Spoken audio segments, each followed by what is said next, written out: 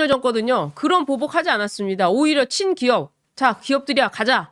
우리 영업사원 1호 앞서서 우리가 다 따오자. 미래 먹거리 가져오자 하면서 얼마나 열심히 뛰어다녀서 탈원전이라는 이 정책을 바꿔가면서 그것을 폐기하면서 다른 나라에 이걸 홍보해가지고 결국에는 원전 수출 만들어낸 거 아닙니까?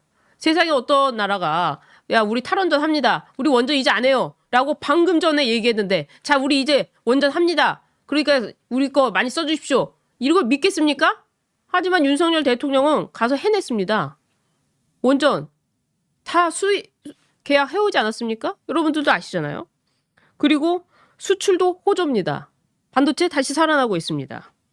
한미동맹 굳건해졌습니다. 과거에 트럼프, 문재인 기억나시죠? 3분.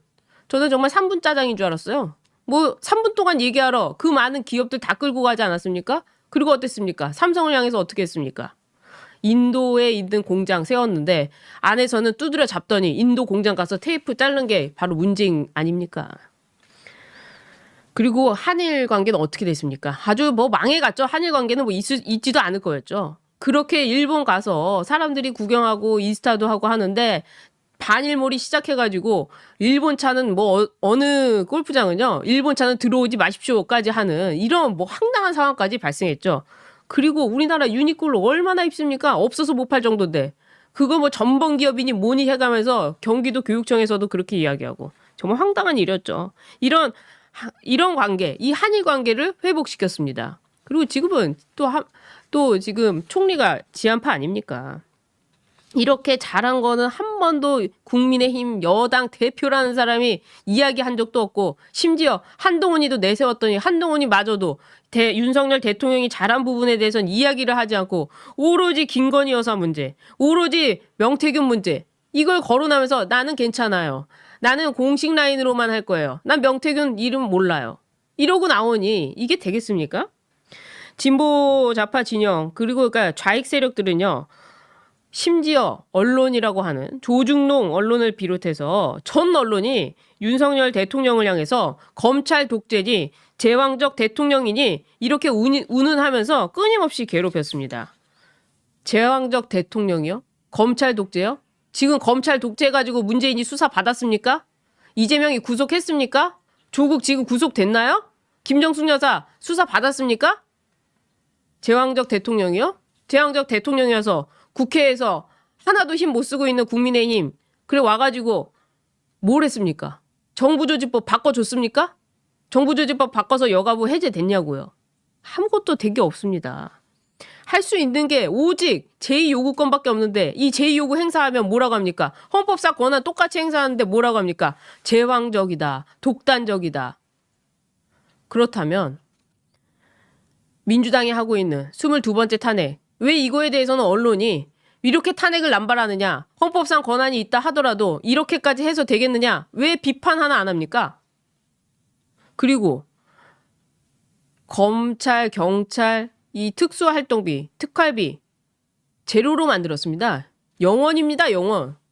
이 영원을 가지고 수사를 하라는 겁니까? 말라는 겁니까? 그런데 그저 이걸 바라볼 수밖에 없는데 국민의힘 지금까지 뭐하고 앉아있다가 이제 와서 탄핵은 안 되니까 하야로 가자. 이게 지금 말이 되는 얘기입니까? 정말 어이가 없습니다. 정말 대한민국 체제 수호를 위한 군 장병들의 복지 예산 그리고 검찰과 경찰의 특수활동비 예산 이 예산 삭감이야말로 적을 이롭게 하는 내란 책동 아니겠습니까? 이거말로 적을 이롭게 하는 이적행위 아니겠습니까? 그럼에도 불구하고 어떻게 조경태, 안철수 이런 분들이 나와가지고 조기 퇴진을 해야 된다. 하야를 해야 된다. 하루라도 빨리 내려와라. 본인들은 그 역할 잘했나요? 예산 삭감하는데 정말 민주당사에 가서 들어눕기라도 해가지고 이런 예산안이 어디 있느냐? 이렇게라도 해본 적이 있습니까? 정말 자신들이 열정을 다해서 민주당과 싸워본 적이 있냐 이 말입니다. 미국에서는요. 대통령의 주관적 판단으로 군을 동원해서 국가적인 위기를 극복하는 것에 대해서 관행적으로 용인이 되어 있습니다. 트럼프 얘기를 들어보죠. 뭐 이재명이 본인이 트럼프라고 하는데 트럼프 당선인은 이런 얘기까지 했어요.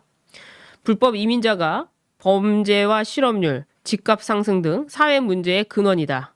당선이 되면 국가 비상사태를 선포하고 군대까지 동원해 대규모로 추방하겠다.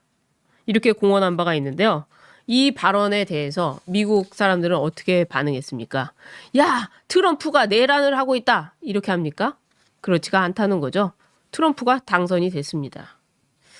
신평 변호사는 윤석열 대통령 탄핵에 대해서 최근에 미국 사례를 들고 있더라고요. 그러니까 언제냐? 지난 2021년 1월 6일 당시에 대통령 선거에서 진 트럼프 대통령의 그래서 국회에서 굉장히 폭도가 있었죠. 그거와 관련해서 트럼프 대통령의 어떤 지시가 있었다. 이런 것인데 이 사건에 대해서 5명이 사망하고 174명의 경찰이 부상하는 사건이 있었는데요. 이에 대해서 지난 7월 미 연방 대법원은요. 대통령이 직무수행 중 행한 행위는 절대적 면책이다라고 판결했습니다. 그래서 그것이 사라졌습니다. 지금 이거는요. 이재명이 이 트럼프 얘기를 하는 부분이 바로 이 부분인 것 같은데 이거는 대통령 직무 중에 있었던 일이고 이재명의 대장동 사건, 위증 사건, 그리고 공직선거법 사건 이런 거는요. 절대로 그 대통령이 된다고 해서 사면이 될 수 있는 면책행위가 아니라는 점입니다. 오히려 지금 윤석열 대통령이 지금 대통령직에서 하고 있는 것은 절대적 면책을 받을 수 있는 그런 상황이라는 겁니다. 그런데 대통령이 헌법에 따라서 비상계엄을 선포했고 또 국회에 헌법에 따라서 비상계엄 해제 결의안을 수용했는데 이게 어떻게 내란죄가 되고 이게 어떻게 대통령을 수사할 수 있는 직권남용이 되고 지금 대통령을 출국 금지할 수 있는 이런 상황이 되는지 만약에 정말 이것이 직권남용이라면 내란죄라면 이적의 죄라면 민주당을 향해서 왜 예산을 삭감했는지 그리고 왜 본인들은 탄핵을 남발했는지 이 남발이야말로 정말 직권남용 아닙니까? 이렇게 이야기를 해야 되는데 어느 하나 국민의힘 의원 나와서 이런 얘기 하는 사람이 없더군요. 그리고 또 나와달라고 하면 나오지도 않습니다. 왜냐? 본인들이 불리한 말 하기 싫어서 입도 뻥끗 안 하는 국민의힘 의원들 많아요. 오늘의 이지경 지금의 이 사태는요. 정말 한동훈과 이재명 둘이 합작해서 만들어낸 급변 사태라고 생각이 드는데요. 얼마나 급변 상태인지 이 수사기관들이 윤석열 대통령을 체포하기 위한 경쟁을 벌이고 있습니다. 검찰, 경찰, 공수처까지 나서가지고 지금 대통령의 체포를 하겠네, 구속을 하겠네, 이 신병 확보 쟁탈전을 벌이고 있습니다. 박근혜 전 대통령 때도요. 아무리 그래도 수사 당시에는 출국 금지까지 하지 않았습니다. 그런데 지금 뭐가 다르냐 하면서 이번에는 군대를 동원하지 않았느냐 했는데 헌법상의 권한이 있는데 서로 간에 헌법상의 권한을 행사해서 이렇게 헌법상의 권한으로 마무리가 된 것을 가지고 한쪽에서는 내란죄가 되고 탄핵을 남발한 민주당은